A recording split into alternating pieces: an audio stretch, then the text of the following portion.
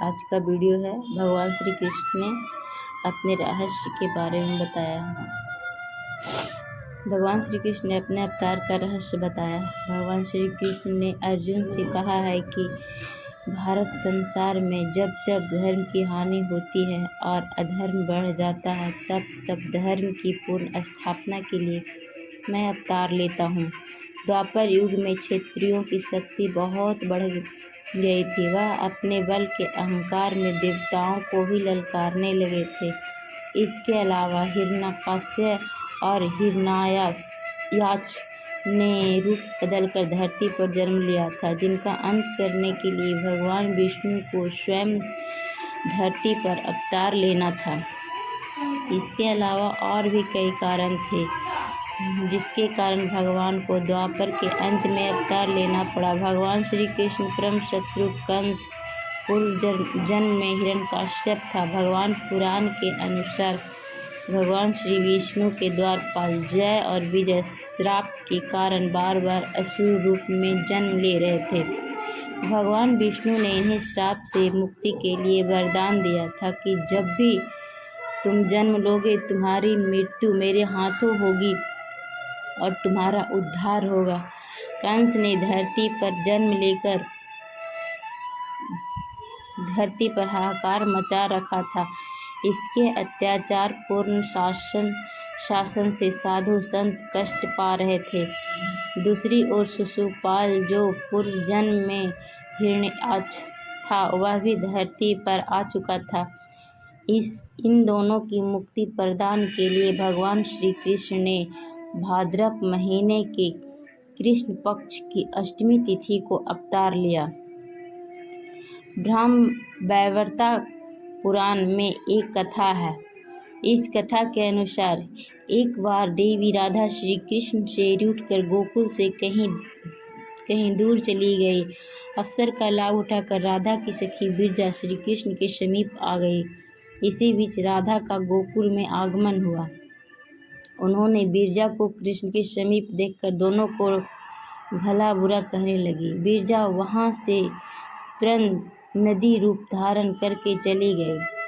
श्री कृष्ण पर नाराज होते हुए देवी राधा को देखकर सुदामा नाम के गोप से सहन नहीं हुआ और उन्होंने देवी राधा के क्रोध को शांत करने के लिए उन्हें समझाने का प्रयास करने लगा, लेकिन इससे देवी राधा शांत होने की बजाय और उग्र हो गई।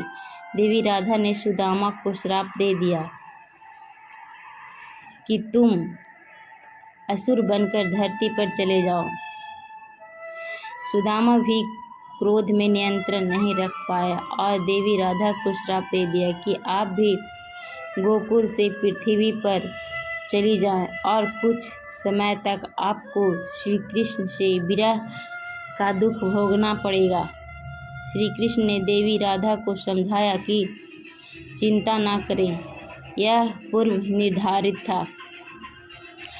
निर्धारित है कि आपको पृथ्वी पर अवतार लेना है। आपके साथ मैं भी पृथ्वी पर अवतार ग्रहण करूंगा, जिससे सुदामा का शाप भी फलेगा और हमारा साथ भी बना रहेगा। जन्माष्टमी व्रत कथा। इस तरह भगवान श्री कृष्ण ने भगवान एवं शिव पुराण में एक और कथा बताई है। इसमें ये कथा है कि जब किसी दिन नारद मुनि के मन में एक बार विवाह करने की इच्छा उत्पन्न हुई। मोह में फंसे नारद मुनि भगवान विष्णु के पास हरि के समान रूप मांगने पहुंच गए। भगवान विष्णु ने ही नारद के अहंकार को तोड़ने के लिए सारी लीला रची थी, इसीलिए उन्होंने तथास्तु कह दिया। नारद मुनि विवाह की इच्छा से स्वयंवर में पहुंचे, लेकिन कन्या ने उनकी ओर देखा तक नहीं। निराश होकर नारद मुनि लौट रहे थे तो उन्होंने जल में अपनी प्रतिबिंब देखा। नारद मुनि का चेहरा बंदर के समान था। भगवान विष्णु पर क्रोधित होकर नारद मुनि वैकुंठ पहुंचे। नारद मुनि ने भगवान विष्णु से कहा, कि आपने मुझे बंदर का रूप दिया है, जिसकी वजह से मेरा विवाह नहीं हो पाया। मैं जिस विरह वेदना को महसूस कर रहा हूँ, आप भी उस वेदना को महसूस करेंगे। नारद मुनि ने विष्णु भगवान को श्राप दे दिया कि आपको धरती पर अवतार लेना होगा और देवी लक्ष्मी से विरह का कष्ट भोगना होगा। नारद मुनि के इस श्राप के कारण भगवान विष्णु को रामा अवतार में देवी सीता का वियोग और कृष्णा अवतार में देवी राधा का वियोग सहना पड़ा। ईश्वरीय विधान है कि सभी युग के अंत में भगवान का अवतार होता है और वह धर्म की स्थापना करते हैं। इसके बाद चल रहा युग समाप्त हो जाता है और नया युग का आरंभ होता है। द्वापर में धरती महान योद्धाओं की शक्ति से दहल रही थी। जनसंख्या की भार भी काफ़ी हो गया था। अगर उस युग के योद्धाओं का अंत नहीं होता तो धरती पर शक्ति का असंतुलन हो जाता। शक्ति के संतुलन और एक नए युग के आरंभ के लिए श्री कृष्ण ने अवतार धारण किया। महाभारत का महायुद्ध शक्ति के संतुलन और धर्म की स्थापना के लिए किया गया था, जिसकी पटकथा स्वयं भगवान श्री कृष्ण ने लिखी थी।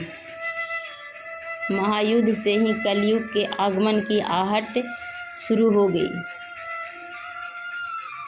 प्लीज़ हमारे वीडियो को लाइक, कमेंट एंड सब्सक्राइब करिए।